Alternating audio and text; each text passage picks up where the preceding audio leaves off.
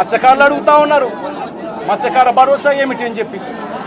ఇవన్నిటి నుంచి కూడా చంద్రబాబు నాయుడు ప్రజలను దారి తప్పించేందుకు, ప్రజలెవరూ కూడా ప్రశ్నించే పరిస్థితి రాకూడదు అనే ఉద్దేశంతో ప్రజల్లో భయాందోళన క్రియేట్ చేసే కార్యక్రమంలో భాగంగా ఈ మాదిరిగా దాడులు చేస్తూ, ఈ మాదిరిగా అన్యాయాలు చేస్తూ, ఈ మాదిరిగా తాను దిగజారిన రాజకీయాలు చేస్తూ ఉన్నాడు.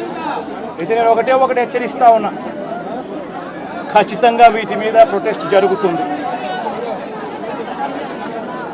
అసెంబ్లీ రోజున, గవర్నర్ ప్రసంగం రోజున ఉభయ సభలను ఉద్దేశించి గవర్నర్ మాట్లాడే ప్రసంగంలో గవర్నర్ను ఖచ్చితంగా నిలదీస్తూ, గవర్నర్ ప్రసంగాన్ని అడ్డు తగులుతూ గవర్నర్ను ఖచ్చితంగా నిలదీస్తూ వైఎస్ఆర్సీపీ గలం విప్పుతుంది. దాని తర్వాత ఖచ్చితంగా మళ్ళీ మంగళవారము వైఎస్ఆర్సీపీకి సంబంధించిన ఎమ్మెల్సీలు, ఎమ్మెల్యేలు, ఎంపీలు, రాజ్యసభ సభ్యులు, లోక్సభ సభ్యులు అందరూ కూడా ఢిల్లీకి వెళ్తారు.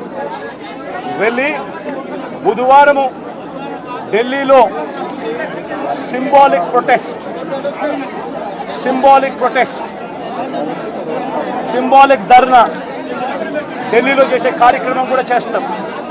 రాష్ట్రంలో జరుగుతూ ఉన్న దాడులు, రాష్ట్రంలో ఉన్న లా అండ్ ఆర్డర్ పరిస్థితులను దేశమంతా కూడా చూసేట్టుగా, దేశమంతా కూడా దీన్ని గమనించి, దేశమంతా కూడా దీన్ని ప్రొటెస్ట్ను వాళ్ళు కూడా ప్రొటెస్ట్ చేసే విధంగా దీన్ని హైలైట్ చేసే కార్యక్రమం చేస్తాం.